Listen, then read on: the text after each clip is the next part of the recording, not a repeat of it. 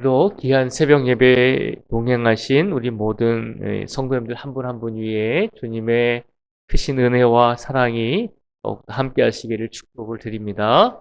오늘도 복된 주님 말씀 안에서 의지하시며 살아갈 수 있기를 축복을 드립니다.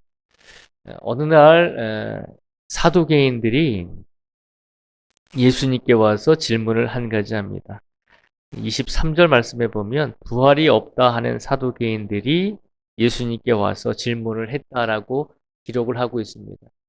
예수님 당시에 종교 지도자들을 보면 이제 부류가 다른 사람들이 부류가 있었습니다. 몇 명의 다른 부류가 있었는데 우리가 잘 아는 대로 바리새인들이 있었습니다. 바리새인들은 평신도 지도자들입니다.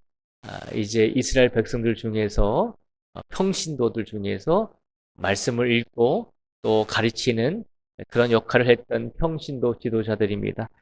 그런데 오늘 본문에 나오는 이 사두개인들이라고 하는 이 사람들도 종교 지도자들의 한 부류였습니다. 이 사두개인들은 누구의 후손이냐면 제사장들의 후손입니다. 그러니까 바리새인들은 평신도들 중에서 이스라엘 백성들의 지도자 역할을 하는 사람이었다면 이 사두개인들은 태어나면서부터 제사장 집안에서 태어난 사람들이죠. 그렇기 때문에 바리새인들과 비교해 보면 좀 더 신분이 높고 또 귀족이라고 할까요? 좀 더 사회적으로 높은 위치에 있었던 태어나면서부터 높은 위치에 있었던 사람들입니다. 그런데 이 사두개인들은 제사장의 후손들이고 그리고 대부분 사람들이 제사장이었기 때문에 이 사람들은 굉장히 이스라엘의 지도자들 중에서도 아주 높은 지위를 차지했던 사람들입니다. 근데 이 사두개인들은 부활에 대해서 믿지 않았습니다.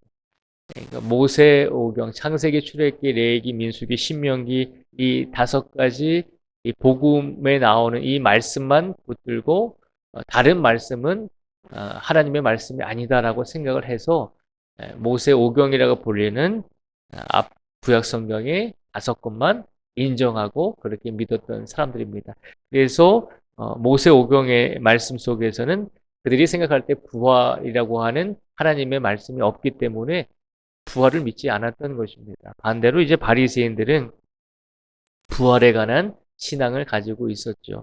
그래서 오늘 말씀에 보면 부활의 신앙을 믿지 않는 사두개인들이 예수님께 와서 예수님을 시험하기 위해서 예수님을 올무에 빠뜨리기 위해서 질문을 한 가지 하잖아요. 그 질문이 뭐냐면 어느 사람이 결혼을 했는데 자식이 없이 죽었습니다.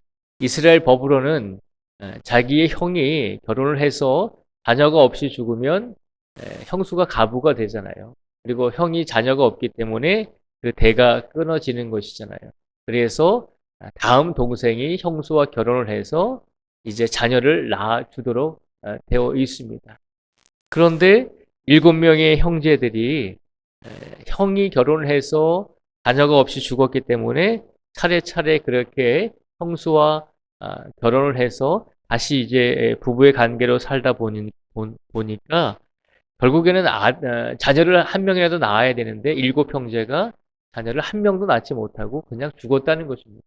7형제가 한 여인과 결혼했다는 것은 자녀를 그 7형제가 그 누구도 낳지 못했다는 것이죠. 그래서 첫째 형이 결혼을 해서 자녀가 없이 죽었고 둘째도 그 형수와 결혼해서 자녀가 없이 죽었고 그렇게 이상하게 모든 형제들이 형수와 결혼을 하게 되고 자녀가 없이 죽게 되었다는 것이죠. 그래서 예수님께서 그 이야기를 들으시고 이제 대답을 하십니다.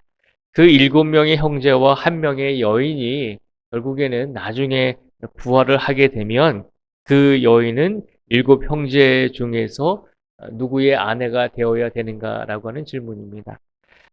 예수님을 시험에 빠뜨리려고 하는 질문이었습니다. 굉장히 난감한 질문이었고 이 7명의 형제 중에서 누구의 아내가 될 것인가라고 하는 궁금증을 자아내고 있었습니다. 그런데 예수님께서 그 사두개인들에게 대답을 하실 때 뭐라고 말씀을 하셨냐면요.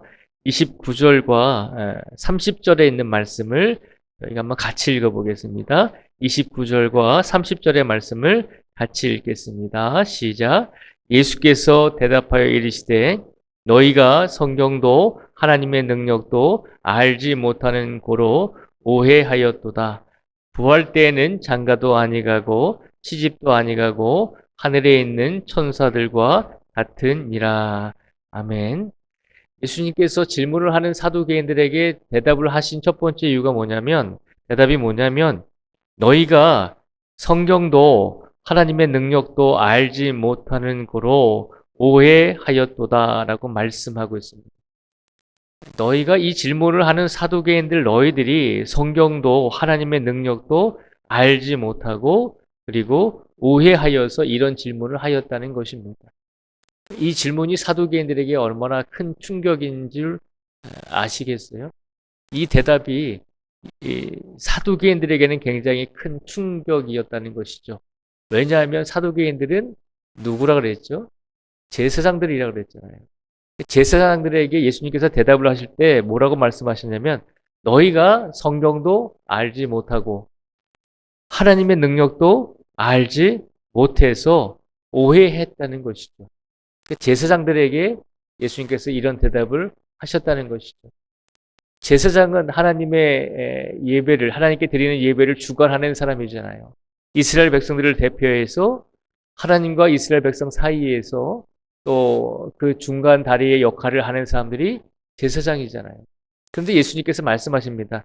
너희가 제사장임에도 불구하고 성경도 하나님의 능력도 알지 못해서 오해하였다는 것입니다. 예수님 보실 때는 그들이 비록 사두개인들이고 제사장들의 후손이고 그들의 사회적인 종교적인 직업이 제사장들일지라도 그들은 하나님의 말씀도 하나님의 능력도 바르게 이해하지 못하고 있었다는 것을 우리에게 보여주고 있습니다. 비록 제사장이었고 하나님께 예배드리는 중요한 역할을 감당하는 사람들이었지만 그들은 분명히 하나님의 말씀인 성경도 하나님의 능력도 바르게 이해하지 못했음을 예수님께서 일깨워 주고 있는 것입니다. 오늘 이 말씀을 통해서 먼저 예수님께서 우리에게 한 가지를 말씀해 주십니다. 우리가 성경을 읽을 때, 우리가 하나님의 말씀을 읽을 때 우리 대부분의 성도들은 저도 마찬가지고요. 우리가 성경을 읽을 때 어떻게 이해하냐면 우리가 아는 만큼 대부분 이해한다는 것이죠. 그러니까 우리가 아는 것은 다른 사람들에 비하면 적을 수도 있고 또 많을 수도 있고 우리가 큰 차이가 있을 수도 있습니다. 내가 다른 사람보다 더 많은 것을 경험하고 체험하고 내가 다른 사람보다 더 뛰어나다라고 생각을 할 수가 있습니다. 또 어떤 분들은 내가 경험이 짧고 내가 신앙의 연륜이 작기 때문에 내가 좀 부족하지 않나라고 그렇게 생각할 수도 있을 것입니다. 그래서 성경 말씀을 읽을 때 우리는 우리가 아는 만큼 이해하고 그렇게 우리가 경험한 경험만큼 그렇게 성경을 바라볼 때가 많이 있다는 것이죠.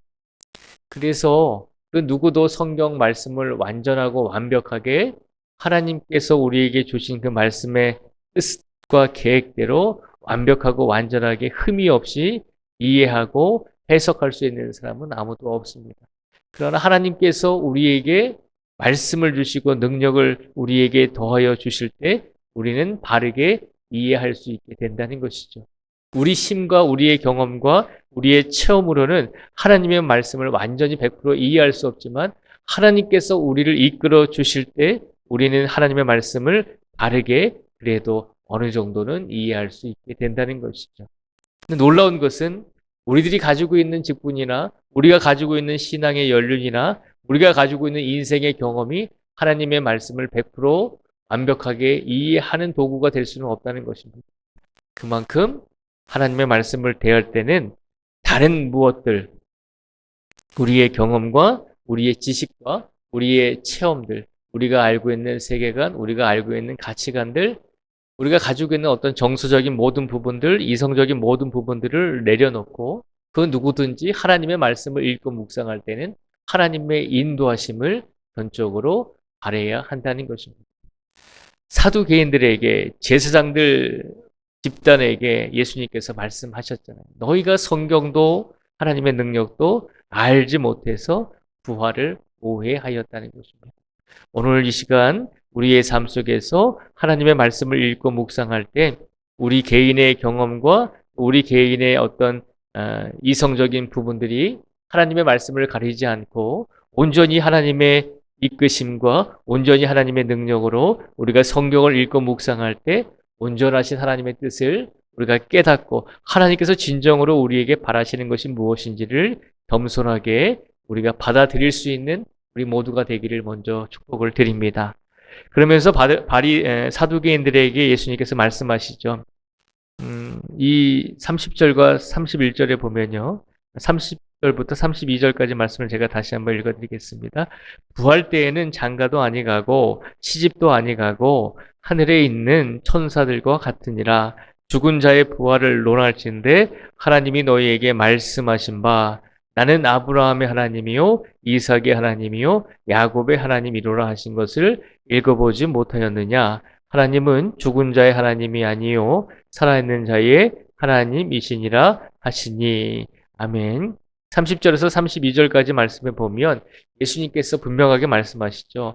너희가 생각하는 것처럼 부활 때에는 죽기 전에 가졌던 인간적인 관계가 그대로 부활 후에 이어져 가는 것이 아니다라고 하는 것입니다. 죽기 전에 어떤 사람은 왕이었을 것이고 죽기 전에 어떤 사람은 가난하고 힘든 삶을 살았을 것입니다. 사회적인 약자의 삶을 살다가 돌아가시는 분도 있을 것입니다. 그런데 부활했을 때 그 사회적인 그 지위와 그 관계가 그대로 부활 후에도 이어지는 것이 아님을 예수님께서 분명히 말씀하고 있는 것입니다. 예수님께서 다시 한번 말씀하시죠. 죽은 사람들이 부활했을 때에는 천사들과 같이 부활하게 된다는 것입니다. 부활 때는 장가도 아니가고 시집도 아니가고 하늘에 있는 천사들과 같이 부활하게 될 것이다 라고 말하고 있습니다. 예수님이 분명히 말씀하시죠. 부활을 믿지 않는 사두개인들에게 부활은 분명히 있다는 것입니다. 너희가 이해하고 너희가 그렇게 생각하는 것처럼 부활이 없는 것이 아니라 그리고 너희가 생각하는 것처럼 죽은 이후에도 죽기 이전의 모든 사회적인 관계와 그런 것들이 이어지는 것이 아니라 부활한 후에는 다른 세계가 펼쳐진다는 것입니다. 너희가 그것을 이해하지 못하고 너희가 제사장이었음에도 불구하고 성경을 바르게 해석하지 못하고 믿지 못하고 하나님의 능력도 알지 못하기 때문에 너희가 오해하였고 바른 신앙을 갖지 못하게 되었다라고 예수님께서 말씀해주고 있는 것입니다. 그러면서 32절에 분명히 말씀하시죠. 나는 아브라함의 하나님이고 이삭의 하나님이고 야곱의 하나님이다 라고 말씀하시면서 나는 살아있는 자의 하나님이시다 라고 예수님께서 말씀하고 있습니다. 이스라엘 백성들의 입장에서 보면 아브라함도 이미 오래전에 돌아간 자신들의 조상이고 이삭도 야곱도 이미 오래전에 죽은 자신들의 조상이었습니다. 그런데 예수님이 뭐라고 말씀하시죠? 살아있는 자의 하나님이시다라고 말하고 있는 것입니다. 그것은 아브라함도 이삭도 야곱도 인간적인 눈으로 보면 땅의 흙으로 돌아갔지만 그러나 신앙의 눈으로 보면 그들은 죽지 않고 살아서 하나님과 함께 있다는 것입니다. 부활은 분명히 존재한다는 것을 예수님께서 사두개인들에게 다시 한번 일깨워주고 있는 것입니다. 오늘 이 시간 우리들은 사두개인만큼이나 성경을 잘 알지 못합니다. 과거의 사두개인들처럼 그렇게 성경을 열심히 읽지 못하는 것이 우리의 현실입니다. 그럼에도 불구하고 우리가 예수님의 부활을 믿을 수 있는 것은 우리는 살아계신 하나님의 말씀을 있는 그대로 받아들이기 때문에 그리고 믿고 있기 때문에 우리에게 부활의 신앙이 주어진 줄 믿습니다. 하나님의 말씀을 읽고 묵상하고 대하실 때 우리의 생각과 나의 경험과 나의 인생의 어떤 기준이 아니라 하나님께서 나를 이끄신다는 것을 분명히 확신하시고 하나님의 능력으로 나에게 말씀을 주시고 이 말씀을 통해서 오늘 살아계신 하나님께서 우리에게 부활의 소망을 주시고 부활의 소망은 분명히 이루어지기 때문에 우리가 하나님의 능력을 더 의지하면서 살아가는 성도가 되게 해달라고 온전히 오늘 하루의 삶 속에서 더 하나님을 붙들고 내가 중심이 되는 것이 아니라 하나님이 중심이 되셔서 우리에게 하나님의 말씀을 주시고 하나님의 능력을 주심으로 복된 삶이 되게 해달라고 이렇게 모든 것을 하나님께 맡길 수 있는, 특히 신앙과 믿음 부분에 있어서는 겸손하게 낮아질 수 있는 우리 모두가 되시기를 주님의 이름으로 축복을 드립니다. 기도하겠습니다.